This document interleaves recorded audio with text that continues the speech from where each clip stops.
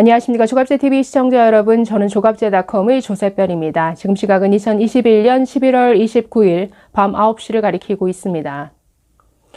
제가 이달 10일에 있었던 이재명 후보 초청 관훈 토론회에 참석한 적이 있습니다. 그 토론회를 보면서 제가 깜짝 놀랐던 대목이 있었는데요. 바로 이재명 후보가 자신의 형 이재선 씨 그리고 형수와의 갈등에 대해서 직접 언급한 대목이었습니다. 자, 토론회 말미에 한 패널이 이렇게 질문했습니다. 리더로서의 자질이나 품성과 관련해서 수신제가는 잘하고 있다고 생각하십니까? 라고 질문했습니다. 이재명 후보는 이 질문에 답변하는 과정에서 시중에 돌아다니고 있는 형수 욕설 녹음 파일에 대해서 직접 언급했습니다. 그런 욕설을 한 것 자체는 잘못된 일이지만 왜 그런 욕설이 나오게 되었는지 그 배경에 대해서 좀 이해해달라라고 설명했습니다. 그러면서 이렇게 설명했는데 당시 회계사였던 형 이재선 씨가 부당하게 성남시정에 개입했다라는 것이죠.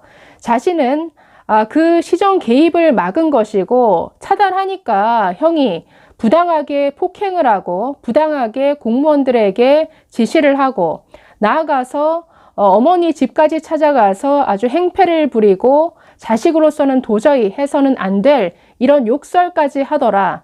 그래서 그것에 격분한 나머지 통화를 하는 과정에서 그런 욕설이 나오게 되었다라고 설명했습니다. 상당히 긴 시간 설명을 했는데 저는 이재명 후보의 설명을 당시 들으면서 좀 소름 끼친다라는 생각이 들었습니다. 좀 무섭다. 왜냐하면 자, 형 이재선 씨는 이미 고인이 된 사람입니다. 2017년에 사망한 분이시죠. 자신을 방어할래야 방어할 수 없는 처지가 되었습니다. 자, 그러면 이런 식의 명예훼손이 될 수 있는 일방적인 주장을 공개석상에서 한다라는 것은 그 형을 2번 죽이는 일이죠. 저는 이 점에서 참 아무리 정치적 목적이 있다 할지라도 이건 너무한 것 아닌가라는 생각이 들었었는데요. 자, 당시 이재명 후보가 어떤 식으로 발언했는지 먼저 보시고 돌아오도록 하겠습니다. 제가 저희 가족하고 다툰 내용이 녹음이 돼서 사방에 그게 지금도 살아서 돌아다니고 있습니다. 많은 상처가 되고 또 제가 인격 수양이 좀 부족해서 그런 어떤 경우든 간에 그런 욕설 녹음이 만들어지게 되는 점에 대해서 제가 욕설을 하고 이런 점에 대해서는 또 한 번 또 사과드립니다. 제 부족함의 소산이죠. 그러나 또 한편으로 좀 고려해 주십사 하는 것은 왜 그런 일이 벌어졌는가라는 거죠. 제가 형님하고 원래 사이가 매우 좋습니다. 아주 우리 형제 중에 가장 가까웠던 분이죠. 서로 대학 가는 거 지원도 해주고 둘이서 전국 일주 여행도 여러 번 할 정도로 가까웠는데 제가 시장이 된 후에 시정에 직접 개입을 하셨기 때문에 제가 그걸 막았고 그걸 막으니까 공무원들에게 직접 어떤 지시를 하거나 간섭을 하고 요구하고 안 되니까 폭력을 행사하고 그래서 다시 차단당하니까 어머니를 찾아가서 저한테 전화 연결하라고 어쨌든 위협하고 그래서 말렸더니 지금 인간으로서 자식으로 도저히 할 수 없는 얘기를 해서 왜 이렇게 말했느냐 라고 제가 심하게 따졌고 그 후에는 또 어머니를 또 찾아가서 폭행하고 기물을 부수는 이런 정말 말하기 어려운 참담한 과정들이 있었다. 그러나 그 뿌리는 저는 시정 개입을 막기 위해서 저는 그게 우리 형님을 보호하는 길이라고 생각했습니다. 관여하기 시작하면 가만히 있어도 주변에서 뭘 자꾸 대접하고 갖다 주고 막 이렇게 바람 넣고 해서 가만 안 놔두는데 본인이 나서면 얼마나 위험하겠어요. 저하고 통화가 된다는 사실 자체가 권력이더라고요 보니까. 그래서 그걸 제가 완전히 봉쇄하는 과정에서 어쨌든 충돌이 발생해버렸다는 점도 사실은 고려는 좀 해주시면 좋겠다는 생각이고요. 제가 공직자가 된 이후에는 어쨌든 공적 권한 행사에서 투명하게 사적 남용 함의 없이 했고 또 공직자가 가진 권한과 이 영향력을 오로지 우리 국민들의 삶을 개선하는 데 썼다고 자부합니다. 여러분 어떻게 들으셨습니까? 이재명 후보의 일방적인 주장일 뿐이죠. 자, 형 이재선 씨 입장에서는 완전히 다르게, 완전히 반대 입장에서 얘기할 수도 있습니다. 성남시 시정에 개입을 한 게 아니라 내가 이재명의 측근들의 비리 그리고 성남시의 부정부패상을 다 알고 있었기 때문에 그걸 공개적으로 비판했더니 내 입을 틀어막은 것이다. 이렇게 주장할 수도 있다라는 것이죠. 자, 이재명 후보가 지금 주장하는 것과 전혀 다른 반대의 입장에서도 충분히 주장할 수 있는데 이런 것들을 뒷받침할 만한 여러 단서들도 존재합니다. 자, 최근 대장동 개발 비리가 터지면서 형 이재선 씨의 녹취 파일이 화제가 된 게 하나 있었습니다. 자, 지금 형수 욕설 파일 이것도 전부 2012년에 있었던 일인데 자, 역시 2012년 6월에 형 이재선 씨와 이재명 후보의 부인 김혜경 씨가 통화하는 이 녹취 파일에서 자, 형 이재선 씨는 이렇게 말합니다. 아니, 이재명 옆에는 어떻게 이런 사람만 있어요?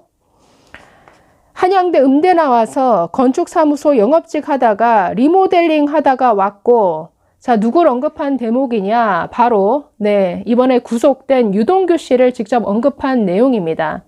아니, 이재명 옆에는 어떻게 이런 자격도 안 되는 이런 유동규라는 사람, 이런 사람만 있느냐?